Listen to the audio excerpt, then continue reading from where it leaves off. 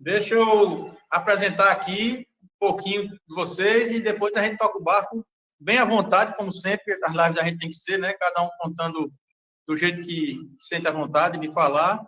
Então, o pessoal que está aqui, a grande maioria já conhece todos, né? Porque são criadores que são referência em todo o Brasil, né?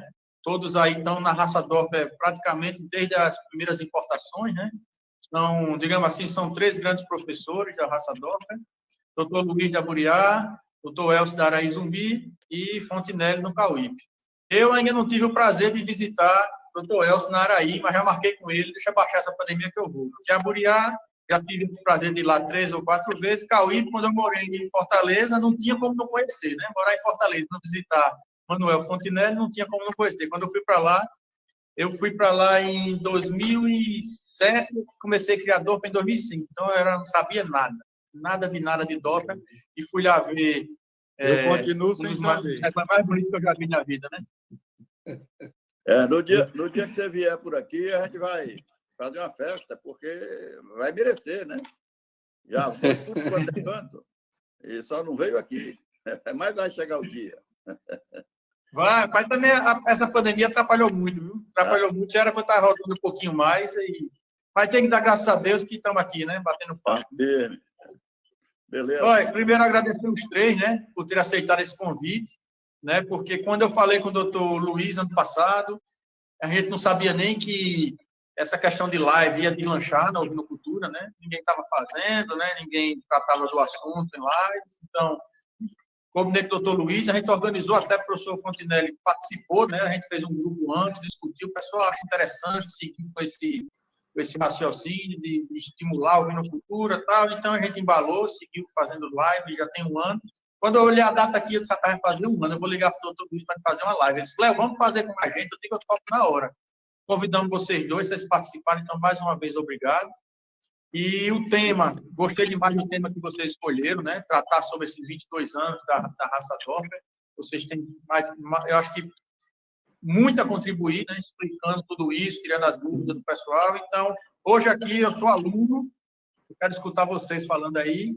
Eu vou fechar, pessoal, os comentários um pouquinho, tá? Para não ficar no rosto de todo mundo.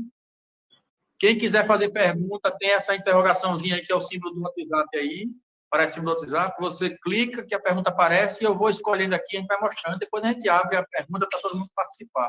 Já estamos com mais de 200 pessoas, vamos pedir aí para encher a casa. Todo mundo manda aviãozinho aí para a galera, apertando no coraçãozinho, para essa live, para valorizar cada vez mais aí a participação de todo mundo. Então, pessoal, muito obrigado mais uma vez. Agora é com vocês aí. Vamos contar um pouquinho, né, desses 22 anos da raça Dorper aqui no Brasil.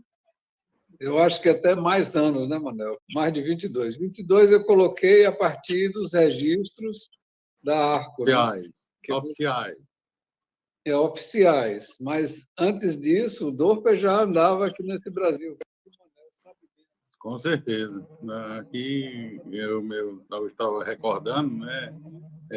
Quando o Cibe Greidanos, irmão do Teiko... Eu sei que antes começou aí no Ceará, né, Manuel?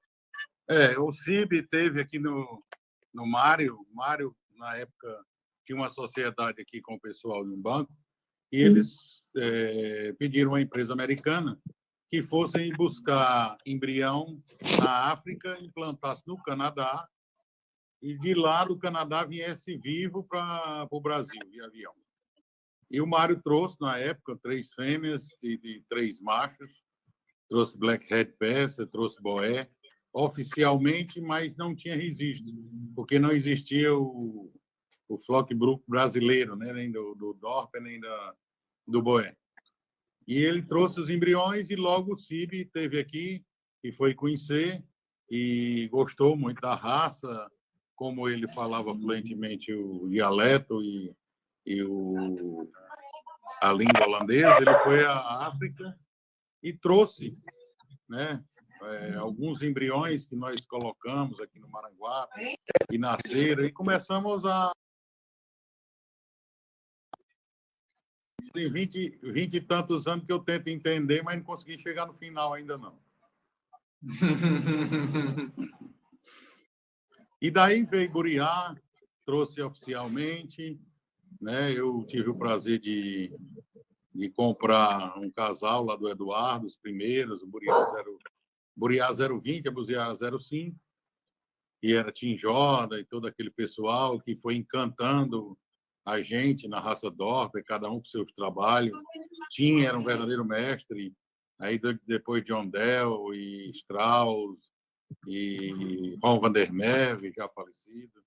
E Luiz ficou indo à África e trazendo, e o Elcio, que é o afilhado, né, o abençoado, vai, compra os embriões e daí parte para o Zumbi e fez o que fez aí, está aí firme e forte.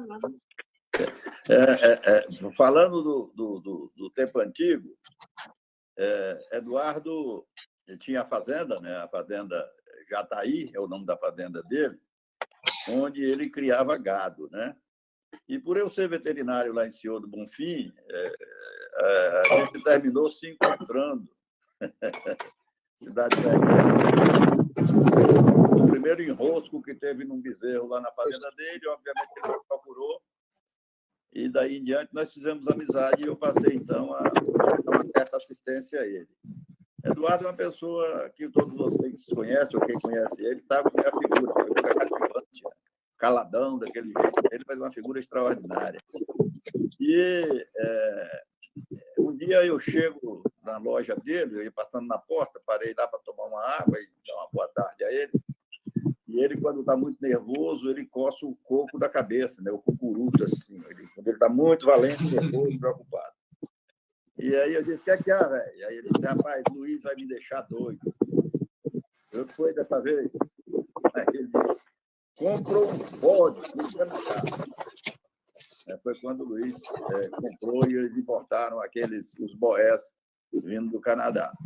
E, automaticamente, Eduardo criava gado, não tinha nenhuma vivência com caprino, ovino, etc.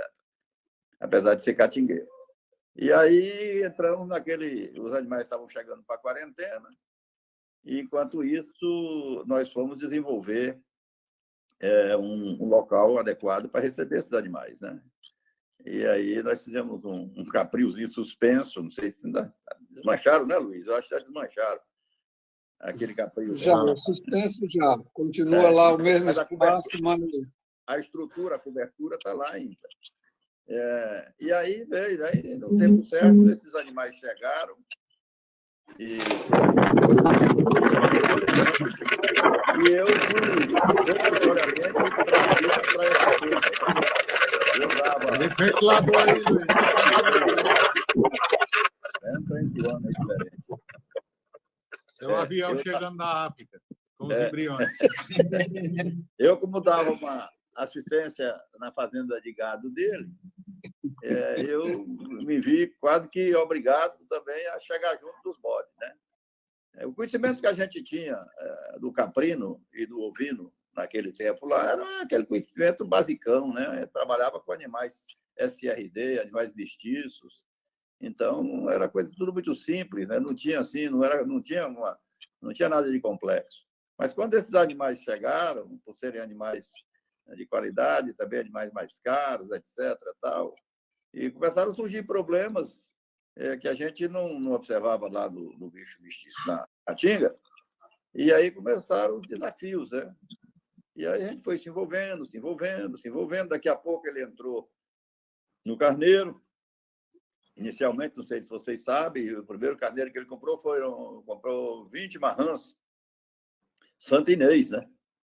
Aí depois foi que veio um carneirinho Dorper do Paraná, e eu sei que depois eles foram para a África e de lá trouxeram os embriões do Dorper. Então eu fui jogado nesse caldeirão por ele e por esse careca que está embaixo aí, o Luizão, né? E a partir daí não teve como, né?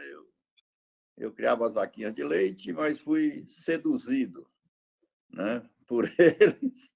E eu terminei comprando inicialmente umas ovelhas mestiças, né? E aí fui fazendo, ele me emprestava o carneiro e eu fui fazendo o mestiço e ajeitando 3/4, meio sangue, 3/4, 7/8. Carneiro era muito caro, eu não comprava, ele me emprestava. Um dia morreu um carneiro o carneiro dele lá na fazenda. E aí o resultado da história, quase que eu desisto, mas aí esse daí de baixo disse, não vai desistir não, me emprestou outro de novo. E assim foi, até que em 2007 eu vim com ele numa FEINCO em São Paulo, só para curiar. E quando eu cheguei na FEINCO em São Paulo, eu deslumbrei com tudo aquilo que eu vi, né? Em seguida, eles estavam indo para a África para trazer embrião, e dessa vez eu falei, traga 20 embriões para mim. E aí eu entrei nessa folia, né? Através da generosidade e da boa vontade deles. Né? E foi assim que, em 2008, como você contou aquela história, né? Eu vim com 3 bichos, 75% do meu rebanho, eu tinha 4. Eu vim com esses animais para cá e um dos borregos, o 01, o Uriazumbi 01, foi o campeão borrego menor da FEINCO 2008. E o resultado vocês já sabem, não preciso mais nem contar aqui. Quando eu voltei para Bonfim, não demorou muito, eu dei fim nas vacas. E aí comecei a investir mais no bicho puro. É mais ou menos assim o começo dessa história para mim. O 01 veio aqui para Lagoa, né? Lagoas. O 01 foi comprado num condomínio, né? Foi um pessoal aqui aquele menino ele tinha uma fazenda em Minas, era de São Paulo, Daniel, né? Daniel Conde, um senhor de Governador Valadares e o pessoal aí de Alagoas. Ele veio aqui para Alagoas, ficou um tempo na Boa Vontade, a gente tirou uma produção dele. Ainda tem sêmen dele congelado lá na Boa Vontade. Tá vendo?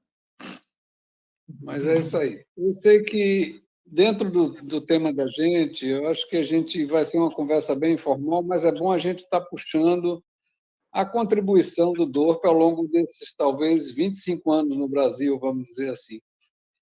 A gente está alocado no meio de uma região de extrema dificuldade climática, extrema dificuldade nos períodos realmente que a seca aperta, e, ao mesmo tempo, é uma região de alta aptidão para o caprino e ovino. A gente vê isso lá na fazenda muito claramente, Eduardo mesmo disse, é a hora que os bichos estão sadios, é a hora que está tudo seco, é a hora que vem a saúde. Se você tiver um pouco de comida para dar e sol, é onde ele se dá bem. Então, se a gente tem uma receita, tem os ingredientes, por que não transformar isso aqui, como o Valdomiro Polizelli disse, numa grande Nova Zelândia? Esse é um ponto-chave que a gente está inserido por ser criador dessa raça que tem uma aptidão tão forte, carniceira e de resistência, e uma característica que eu acho fantástica. Ele não tem seletividade e come tudo. No pasto ele come tudo, come mata-pasto, come qualquer coisa, qualquer malva. Era quando secava mesmo, não tinha negócio de escolher nada, não. E é um animal que se perpetua e que se construiu nesse crescimento ao longo desses 20 anos, apesar da gente, criador, não ter feito tanto por ele, assim, de organizar melhor os rebanhos de carne. E eu vejo que, por exemplo, ultimamente, tem crescido isso, as coisas têm melhorado mais ainda, a clareza da produção da carne melhorada, da carne nobre, do cordeiro precoce, mesmo nas cidades pequenas do nosso Nordeste, como é o caso de Bonfim, que tem 80 mil pessoas, 80 mil habitantes. No entanto, meu sobrinho começou lá a fazer isso e está crescendo, está satisfeito, vendendo carne do cordeiro, já vende a carne do boi, a carne do porco diferenciado, e tem mercado para isso. E mercado num preço, num valor agregado decente, que é o que tem se descoberto cada hora mais, a carne do caprino e do ovino, junto com a aptidão do nosso Nordeste. Esse é um cenário do Nordeste, além do que vários outros criadores se profissionalizaram e cresceram, a exemplo da Lanila, né, Manuel? A exemplo do Rafael. Um projeto lindo, né? Um projeto bonito. Aqui a Cialne, que é A Cialne, de Rafael.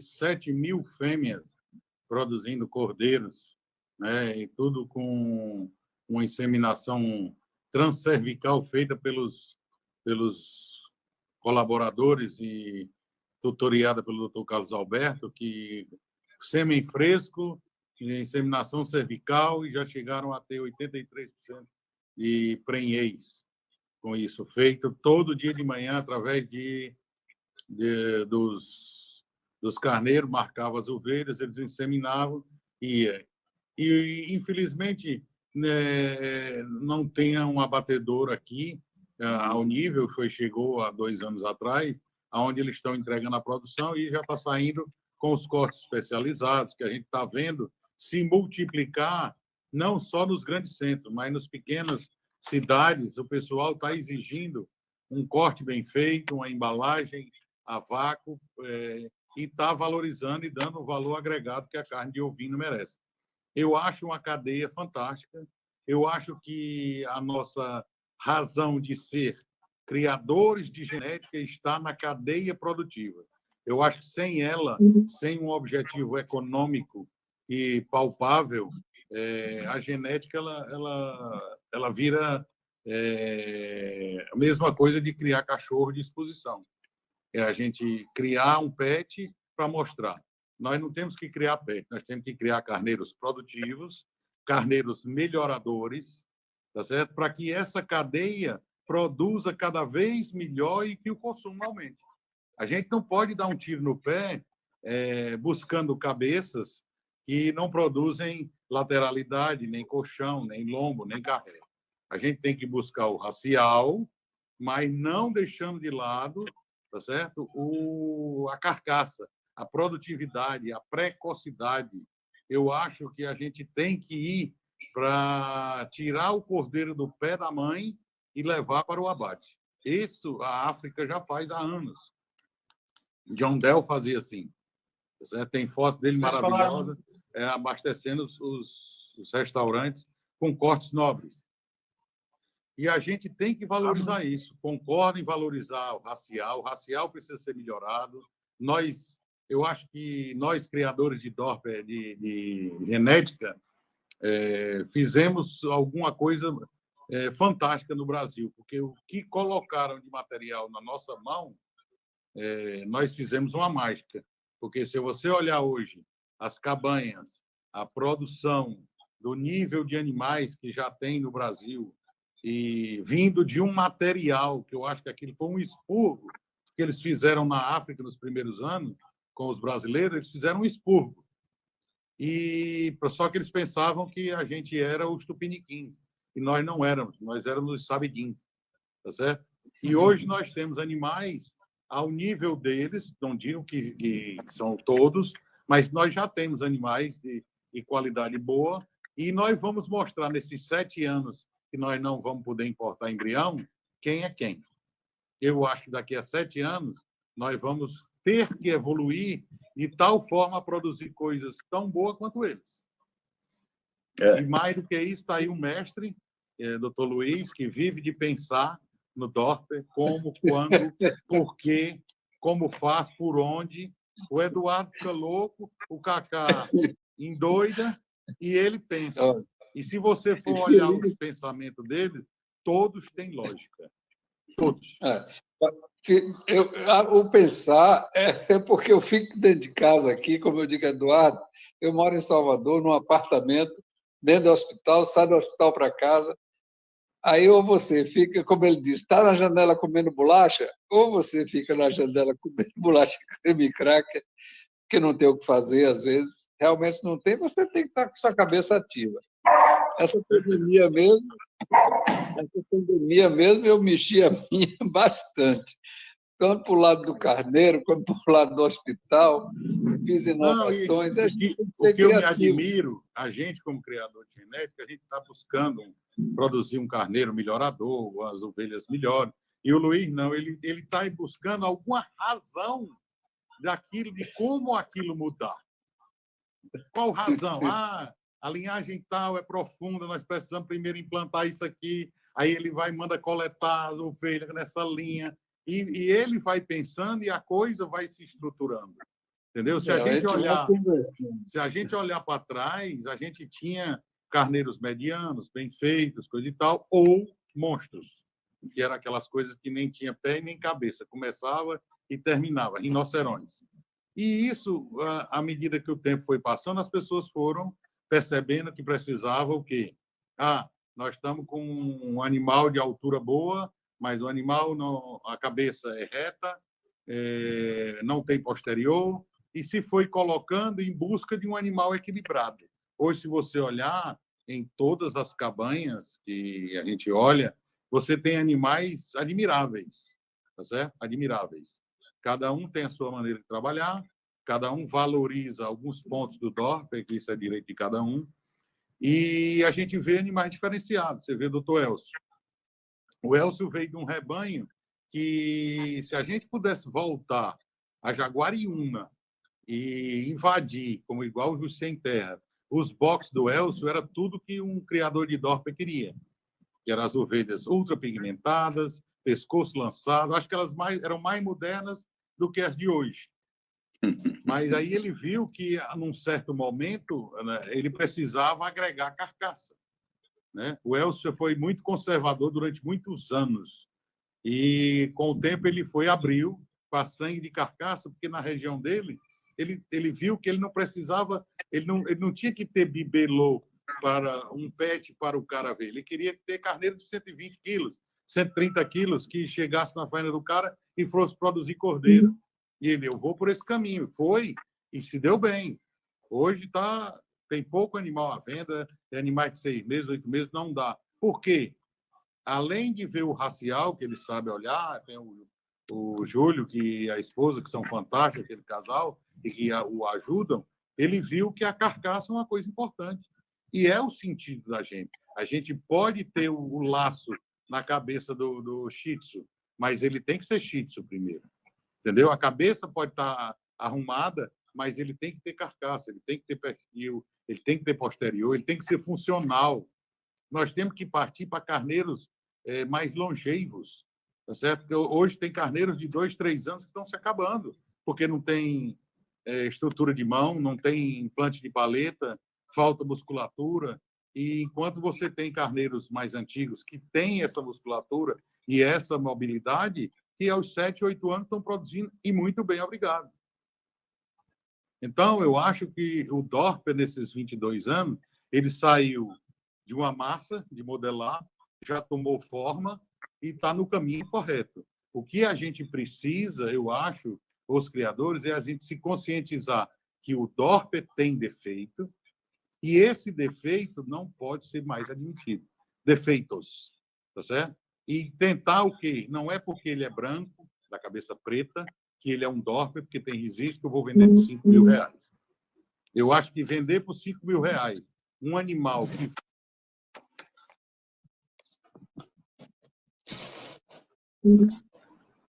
e não fazer isso com os produtores, porque os produtores precisam de bons... Está cortando produtividade e ele tenha um valor agregado diferenciado na hora da venda. Falar de outras raças é muito bom.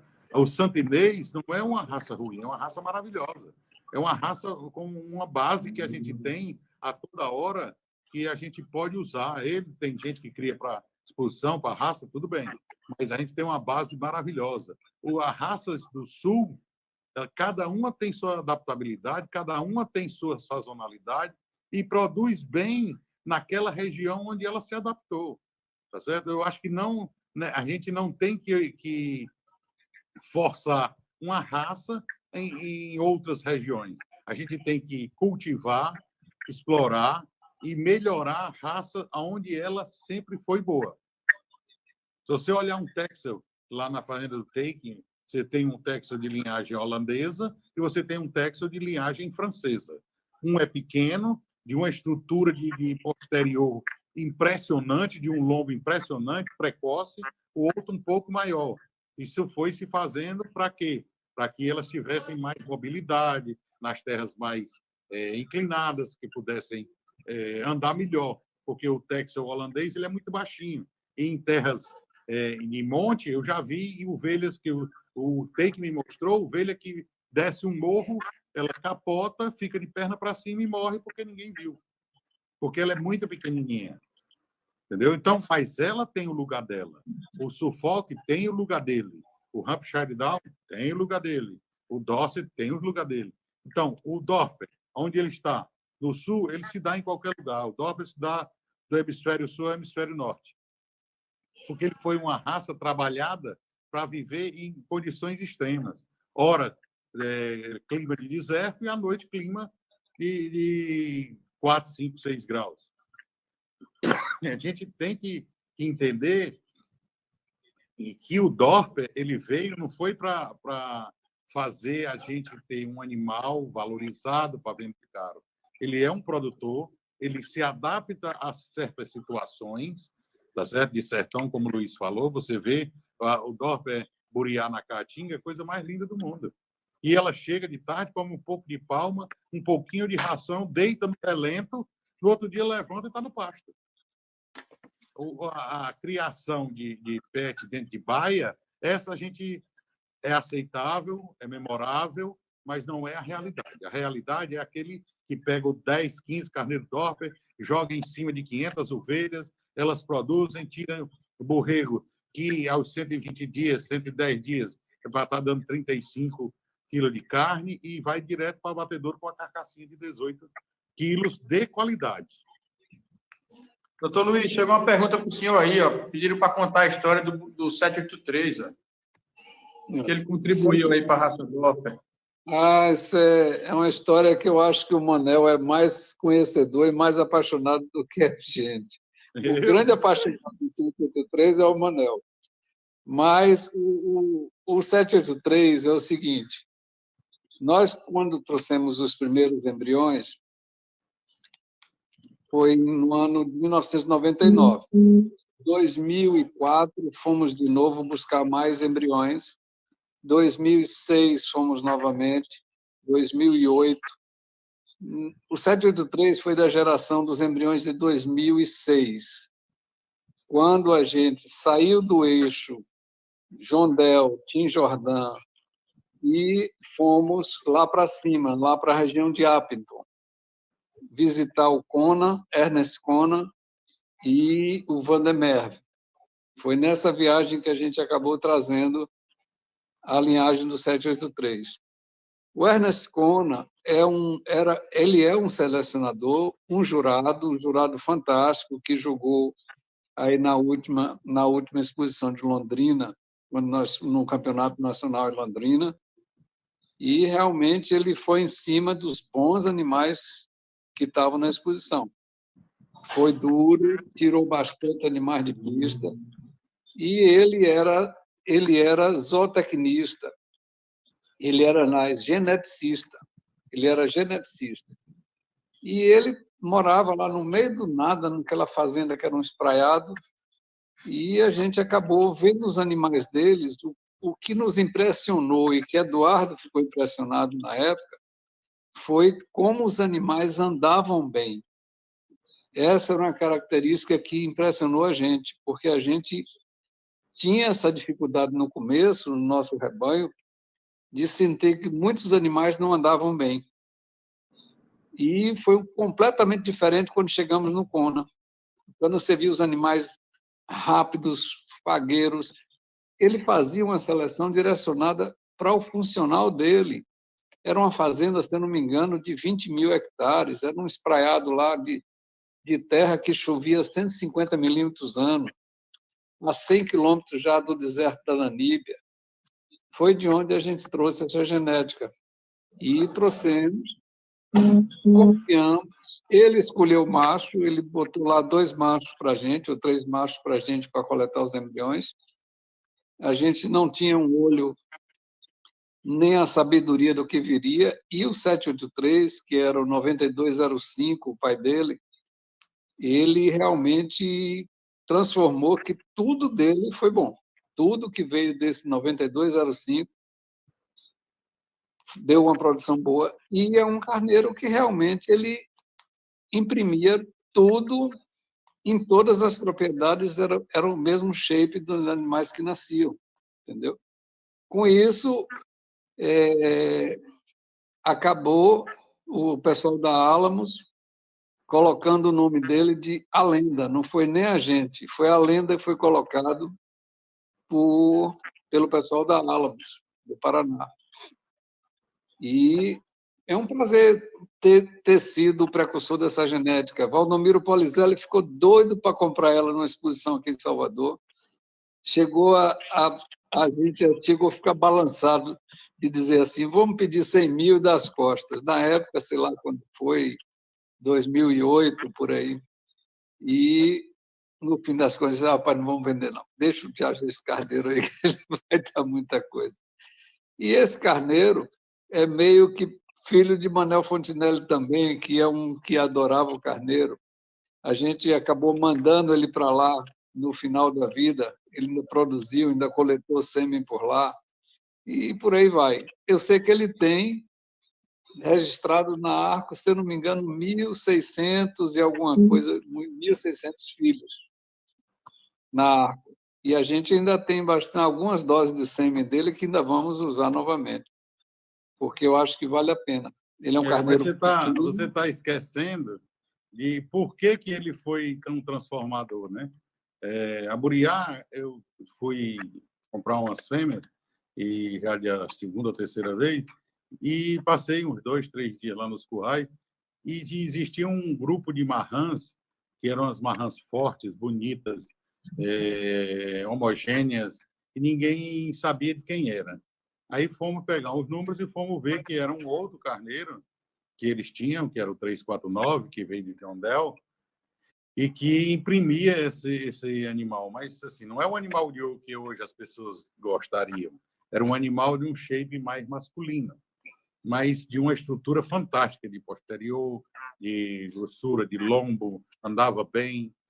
E, em um certo momento, a Buriá chegou e disse, e daqui, vamos para onde? Né? A gente precisa, as ovelhas ficaram curtas, grossas, e a gente precisa refinar. Aí foi onde ele entrou e fez o trabalho que ele fez. Né? Além de ser um grande refinador, ele pegou aquela estrutura grande do 349, refinou e deu uma prolificidade fantástica. Tenho fêmeas hoje com 8, 9 anos, parindo duplo, filhas diretas do 783. E se você for olhar, as filhas também estão no mesmo caminho. Eu cheguei a fazer com o Borba, lá na fazenda, inseminação com o sêmen do 783, congelado, com 100% de eficácia, 100% de prenhez. Ele não errava numa transferência de embrião. O sêmen dele era uma coisa impressionante. Então, você usava e ele respondia. Você colocava... Ele só não foi mais adorado, eu acho, no Brasil, porque a gente, com nossa ansiedade, a gente acostumado a ver os borregos estourar, explodir, né? Que no livro do Dorper diz que um bom Dorper tem que ganhar 10 quilos por mês. Então, ele do 0 aos 90 dias, ele é para chegar no mínimo com 34, 35 quilos, por aí. E a gente, nessa ansiedade, pegava a produção do 783 e relegava. Eu tenho amigos meus que diziam, rapaz, isso aqui eu vendi em pacote, foi muito. Que eram os borregos, as borregas, que eram a metade dos outros. Mas ela era a metade até 4, 5 meses. Depois de 4, 5 meses, elas se transformavam, elas viravam umas vedetes que deixava todo mundo admirado. E hoje, ainda, se você olhar a linhagem, tudo que tem feminilidade, prolificidade, pode ir atrás, que o Rabin está lá atrás da Lenda. Eu queria fazer uma pergunta aqui para o doutor Elcio. Queria fazer, não, né? Vou repassar a pergunta, doutor Elcio. Quem fez foi nosso amigo Alvarte. Vocês não acham que nas exposições de Dorper já não deveria ter um concurso de carcaça? Eu acho pertinente, né? Eu acho pertinente. Na verdade, eu não sei assim a que ponto ele quer chegar a essa pergunta, né? Porque essa avaliação, digamos assim, já acontece nas exposições, né? Há uma avaliação do conjunto, né? E no conjunto, obviamente, que a carcaça faz parte dessa avaliação, desse conjunto de avaliação. Eu não sei não sei, não entendi muita pergunta. Agora, eu não sei se ele está falando de uma carcaça de um animal para abate. É para abate, para Eu abate. acredito que é isso. É para abate. Como tem acredito que na é África aqueles concursos de carcaça, que o Cronje era o campeão. Eu acho sim interessante. Eu acho que deveria ter. Aqui em São Paulo, não é exposição que tem. Existe o Campeonato Cordeiro Paulista, que vocês devem conhecer, né, onde participa cordeiros, eles ingressam no confinamento por volta dos 60 dias, né, e são abatidos perto dos 120 dias por aí, eles são abatidos, e aí tem raças diversas, né? Todas as raças que são trabalhadas aqui na região, elas compõem esse concurso. Eu tive uma época, quando eu fazia carne aqui também, eu participava desse.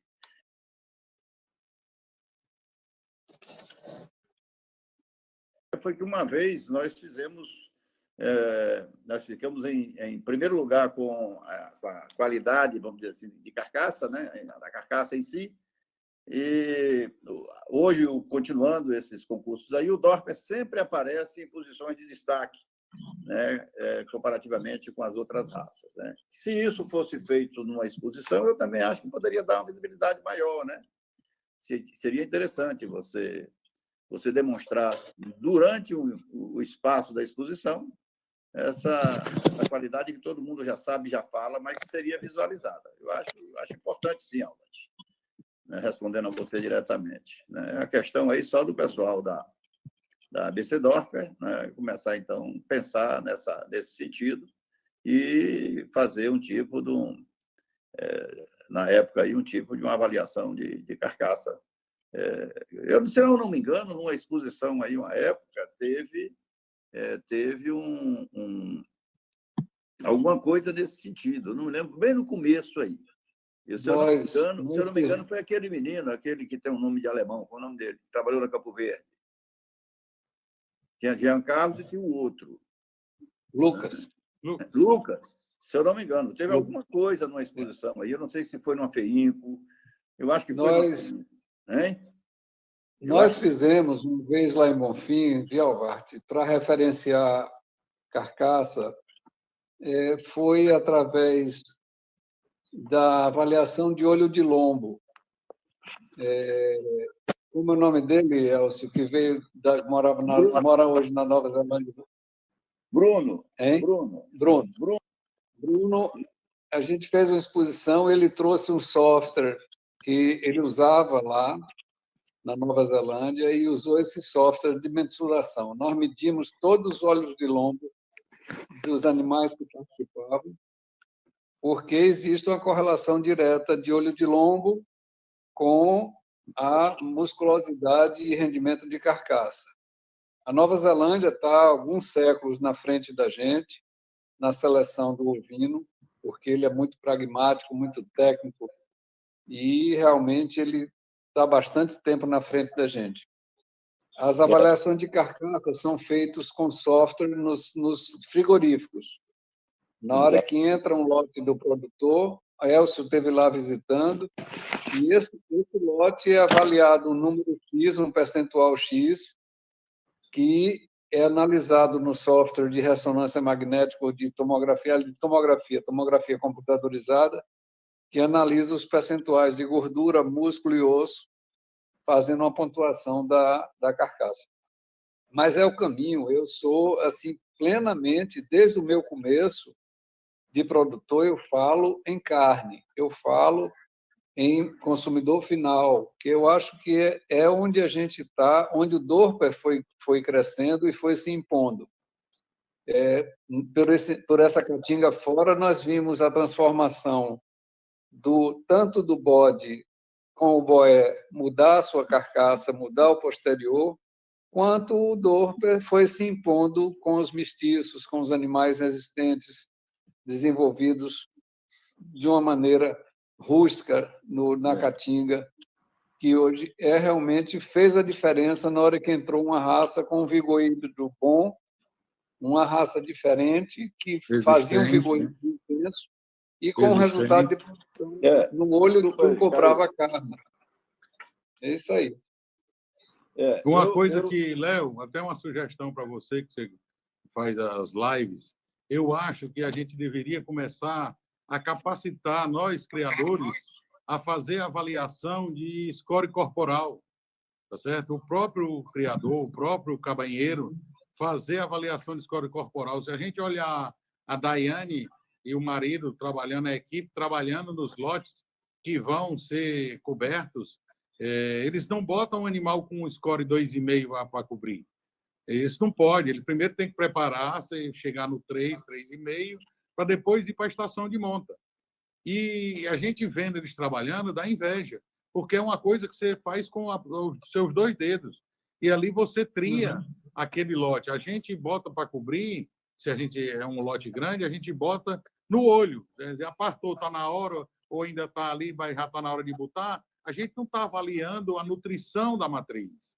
A gente não faz essa avaliação. A gente quer que ela produza, mas a gente não a prepara para isso. E eu acho que se a gente conseguisse, mesmo via live ou nas exposições, tá certo? Que houvessem, não é avaliação de score corporal de DORP de pista. Não é isso que eu estou pedindo para ninguém fazer. É um lote de mestiços em que a gente, ou de ovelhas de rebanho, DORP, mas não são as de pista, que a gente aprendesse a selecionar o grupo que está apto a entrar em estação de monta e aquele que precisa ser preparado melhor para poder ter uma taxa de concepção melhor. A gente fala de 1,2, 1,3 e a Daiane fala de 1,8. Entendeu? Ovelha, para ela que não dá 2 cordeiros e não aparta 2 cordeiros, para ela não paga o aluguel. Tem que ir embora. Então, a gente não vê essa preocupação nas exposições. A gente vê a preocupação se a cabeça está tosquiada, se está banhado e se vai ganhar roseta. Concordo? Já fui de exposição, passar o dia sem almoçar, nervoso, com as mãos frias, tá certo? Mas a gente precisa também do racional. Preparar o criador para produzir melhor, para atender melhor o seu cliente.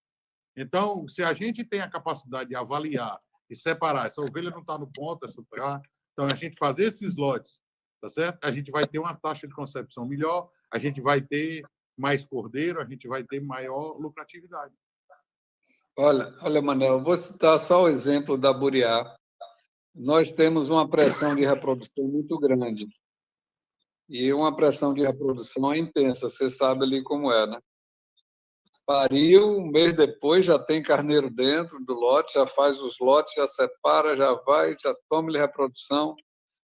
E isso exaure os animais. Exaure. Você chegam certos animais e certas situações que, se houver algum desequilíbrio nutricional, você acaba caindo nisso aí. E a gente tem que ir separando aqueles animais que estão com score corpóreo mais baixo para recuperar ele, para retornar à vida reprodutiva. Porque senão ele vai parir, não vai criar, vai parir, vai morrer, e por aí vai. E vem prejuízo, entendeu? Ela falando lá, Luiz, ela fala que a gente não pode errar. A gente não pode errar. A gente tem que... Aqui, acertando, a margem é baixa. Errando, é prejuízo, não acerta. Então, por que a gente não usa esse tipo de técnica? Não estou falando isso para rebanhos, não só puros, mas animais cruzados. Você vê aí o trabalho que a Interlagos está fazendo nos cruzados de White Dorper. Eu não sou criador de White Dorper, mas tenho visto um belo trabalho fazendo cruzado de Dorper, fazendo cortes excelentes lá, fabricando, cortando e na própria loja, e usando, como foi aí no leilão, o leilão White, né? Usando reprodutores puros, os grandes campeões, para produzir as cruzadas. Em busca de quê? De qualidade. Se a gente não botar essa raça para frente com uma média de produção acima do que a gente tem, ela vai cair no descrédito ao longo do tempo. Você falou agora aí, Fontenelle, você falou agora da Interlagos. Amanhã é a nossa live, né? Interlagos, Boechat e LCB. vou falar sobre justamente isso. São 3 rebanhos, né, colegas nossos, que criam para genética, mas todos 3 trabalham no processamento de cortes nobres, embalando e vendendo. Eles vão falar um pouquinho sobre essa dificuldade que tem de ter produto bom para adquirir, para poder servir, né, ao consumidor final, um produto de excelência, que é o foco das 3 marcas, né? Do Boechat, da Interlagos e do Cordeiro Place. Eu queria só puxar um assunto aqui que eu acho muito interessante, que a gente já conversou até agora. Mas, por exemplo, nós estamos falando aqui sempre umas pinceladas de animal e produção de carne, mas nós falamos basicamente na parte de animal puro, genética, seleção. Nós estamos vivendo um momento histórico, né? Nós estamos vivendo um momento diferente. Nessa região aqui do Sudeste, onde eu estou trabalhando, os preços de terra, gente, os preços de terra estão assim uma coisa assim, extraordinária, sabe? Eu já falo aqui, por exemplo, em 100 mil o hectare, 80 mil hectares, 70 mil hectares. Tá? A soja, o milho, a agricultura, de uma certa forma, nessa região aqui, que ela é uma agricultura mais consistente, ela está remunerando de uma forma que nunca remunerou. Né? Se você plantar soja, você plantar milho, fizer a dobradinha, verão soja, no inverno, no safrinha, você fizer milho, o que eles chamam aqui alqueire, vamos falar em hectare, o que 1 hectare de terra rende em dinheiro, nenhuma pecuária paga. Essa pecuária convencional, ou bovina, ou ovina, etc. Tal. Não paga, não compete. Tá? Então, nós temos, até eu peguei hoje aqui, olhando, eu tenho um estudo aqui até 2019, de 2015 até 2019, né? A única região onde a ovinocultura cresceu com significância foi o Nordeste. O Nordeste, de 2015 até 2019, cresceu 21,2%. Né? Só que nós temos trabalhado em modelos e sistemas que eu acho ainda que precisam muito de serem trabalhados para melhorar a eficiência. Nós ainda estamos muito trabalhando nos sistemas antigos, sistemas, né, assim, sabe, frágeis, né, com baixo rendimento. Mesmo assim, está crescendo. E eu acho que a oportunidade de se trabalhar o Nordeste, não estou aqui nada contra os outros, estou falando só de uma questão econômica. Né? As terras do Nordeste, de uma certa forma, são terras muito mais baratas. E como o Luiz disse no começo, são terras que, apesar do problema de fazer comida, que é o desafio de se fazer comida, pelo menos nos moldes tradicionais, né? Mas ela tem, do ponto de vista de clima, vamos falar assim, de ambiente, esses animais que têm adaptação para o semiárido, para clima quente e seco, né? É fantástico. Né? Agora, o que é que eu acho em tudo isso? Eu acho que o que precisa, na verdade, é se desenvolver modelos e sistemas de produção. Ao tempo em que também precisa se trabalhar muito, que é muito difícil isso, a fazer, digamos assim, uma produção coligada. Não adianta um lá na frente produzir, o outro lá adiante produzir e não se interligar, né? Naquele modelo, naquela filosofia dos engenhos de cana-de-açúcar no tempo colonial. Cada um era um mundo. Então, hoje, cada criador é um mundo. E, Elcio, não como a gente tem conversado, eu, você, Luiz, a dependência do grão para o criador passou a ser uma coisa hoje inviável. Né? Você mesmo sabe, você mudou. E o que a gente vê a única certeza é que tem que mudar. Então, o criador, mesmo pequeno, tá certo? Que quando a gente soma, vira o grande, ele está buscando plantar sorgo, plantar o capiaçu, fazer a sua silagem, porque hoje ficar dependendo somente de grão, de soja e milho, vai para onde você está dizendo. Se a terra está remunerando desta forma para exportação, tá certo? O Brasil vai exportar, ele vai precisar de divisas. E o grão vai ficar muito pouco. Então, a estrutura vai ter que mudar. Luiz, um cara além do seu tempo. Quando a pessoa fala a maniva é proteína 28%, dá para fazer silagem, ele mete a cara, ele manda buscar aqui no Ceará uma caminhonete cheia de pedacinho de maniva, faz o Eduardo coçar a cabeça e depois todo mundo se ajoelha dizendo ele tem a razão. Mas é porque ele está vendo que se lá na frente ele depender de um caminhão de milho, de soja, a Buriá deixa de ser viável. Exatamente. Virou ouro. Manel, é aproveitar que tem aqui 231 pessoas ouvindo.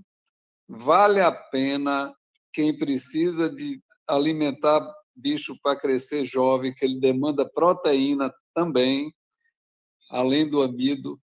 A proteína é vital para a construção da carcaça, para a formação da musculosidade. A gente realmente descobriu com o professor Henrique, daí cearense. Ele disse, Luiz, eu já tenho 15 anos tentando dizer ao povo que mandioca é bom, parte aérea de mandioca. Mas e ele Luiz, tem era uma todo cultura, o conhecimento. Era uma cultura de subsistência daquele que plantava para fazer 2, 3 sacos de farinha. E a coisa agora tem que ser profissional.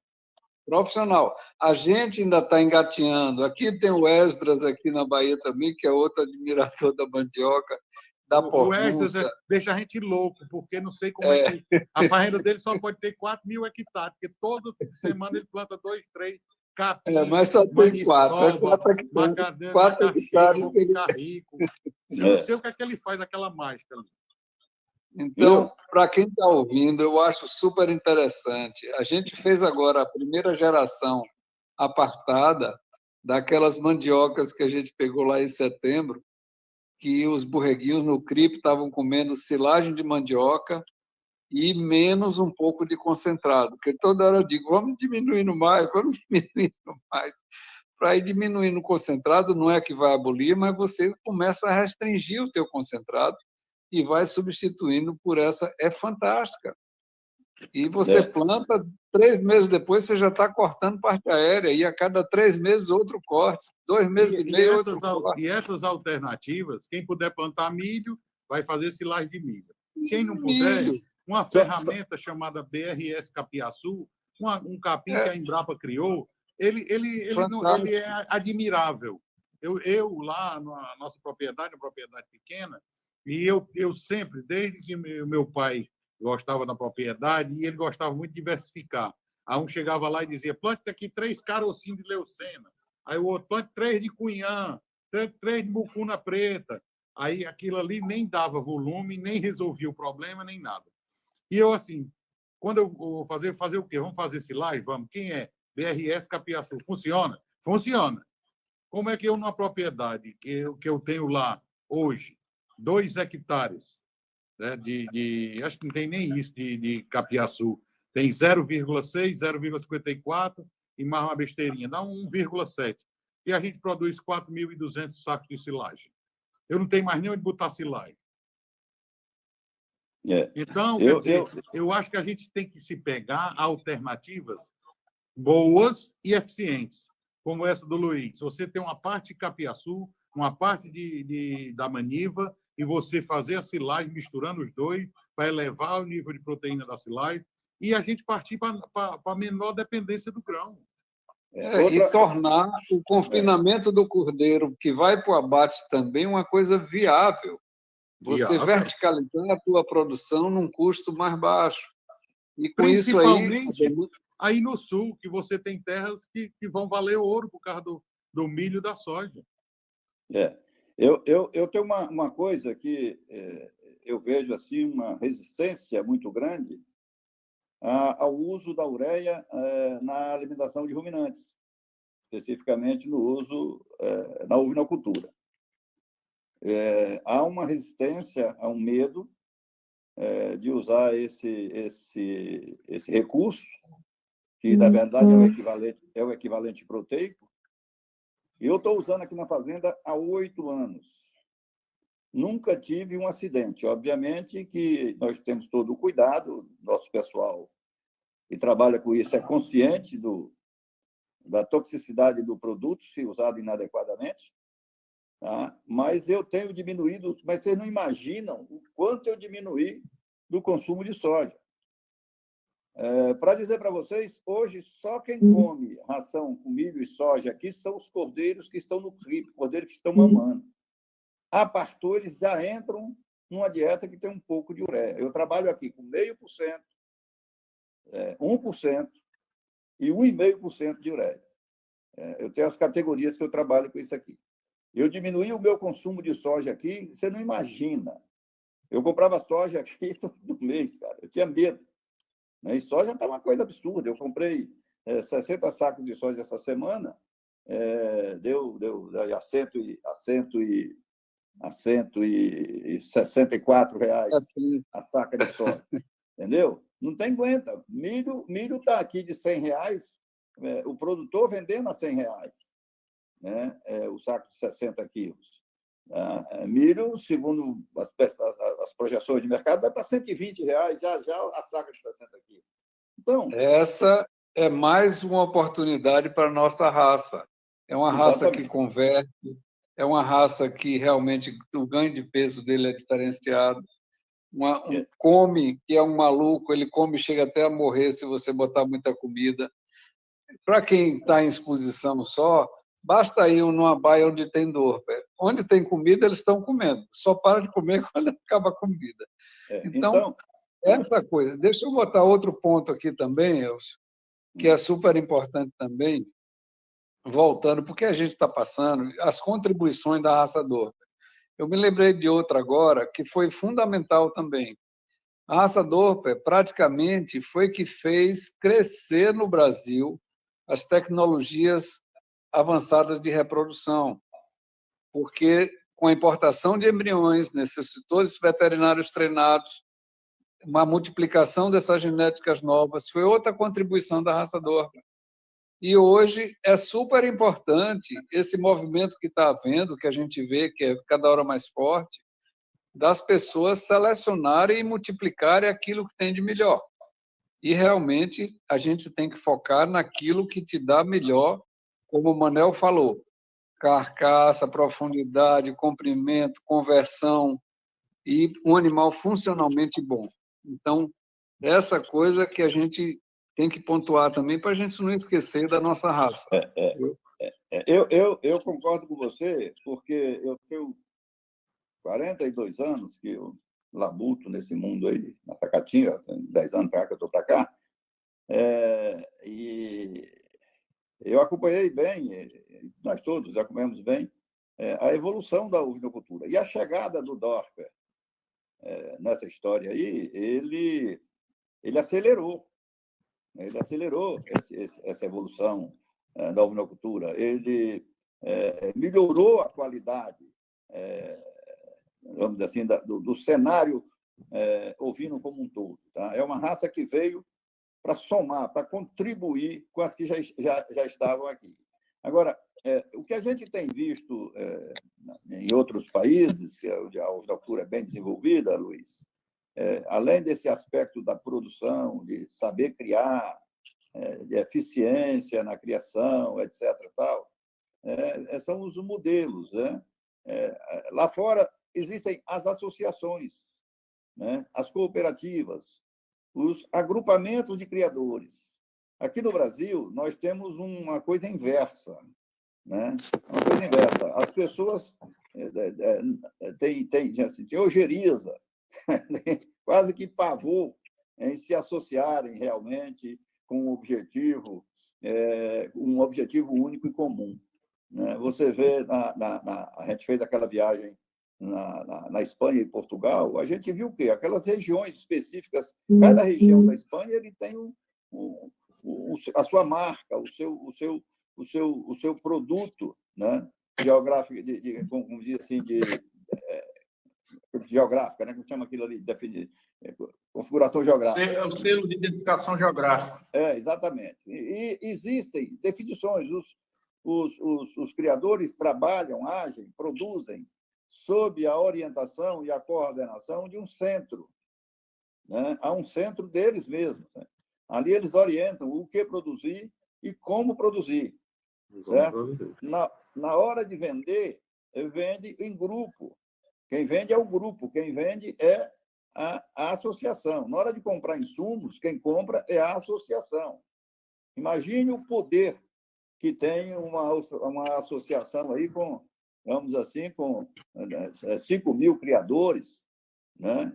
Com um volume muito bom da regularidade, né? Para o mercado. A força que tem essa associação na hora, o profissionalismo dessa associação na hora de negociar a produção, né? Negociar Não a só compra de, de insumos.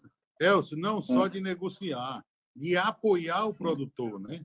Você pega a Daiane na Nova Zelândia, aí ela disse, nós estamos na época de comprar reprodutores para reposição aqui na fazenda. Aí ela mesma olha para ela, e você não faz seus reprodutores, não? Não, porque eu não tenho as características que eu preciso à disposição em um só animal. Aí ela tem lá a associação, ela entra na região dela, via um app, tá certo? No celular, ela diz qual é a raça que quer, quais as características, e ele dá 3 opções de criadores, e esses criadores ela entra em contato, e se ela for comprar 10, ele tem que apresentá-la 20. Se ele for comprar 20, o cara tem que apresentar 40 como opção, para ela tirar os 20. E todos os dados que ela procura estão lá no computador, ela vai já com o número na mão, olhar e avaliar depois fenotipicamente o animal para ver se é o que ela quer. Aí ela disse, e se esses dados forem falsos? Esse é banido e a produção dele não colocar aquela qualidade que ela quer, tá certo? Ele é banido da associação. São 22 ou 25 anos de dados acumulados de genética de produção. Rapaz, a gente olhando aquilo dá um desespero, porque a gente aqui, nem o caderninho debaixo do braço a gente tem. Eu teve uma época que nós fizemos uma viagem histórica, eu e o Eduardo Teixeira, e mais um grupo de criadores, somente aqui do Sudeste e do Sul, fez uma comandita aqui e nós fomos para a Nova Zelândia, né? Eduardo fluente em inglês e eu fluente em francês e alemão, e mandarim, né? Eu sou bom de mandarim. Aí, imagine você, o que a gente viu lá foi justamente isso, né? Digamos assim, um único corpo. Né? É um conjunto, tanto né? na Ilha do Norte como na Ilha do Sul, um corpo só. A ovinocultura é um corpo. Né? Se você partir, por exemplo, lá eles trabalham muito pouco com ração, né? Muito pouco. Lá é praticamente a pasto, lá é o azevém, o trevo, né? E um trabalho de melhoramento animal fantástico, coordenado, conduzido pela central que chama-se Beefland. Né? Esse pessoal é quem comanda tudo. E cada produtor paga bem, uma porcentagem sobre a sua produção durante o ano para ela ser potente, para ela ter qualidade. Exatamente. Nós somos em 2 ou 3 abatedouros. Nós somos o último abatedouro que nós somos. No dia que nós visitamos, estava batendo 17 mil animais naquele dia. Certo? Mas, na época da safra, vai a 27 mil, a capacidade máxima do frigorífico, do abatedouro, é 27 mil cabeças dia.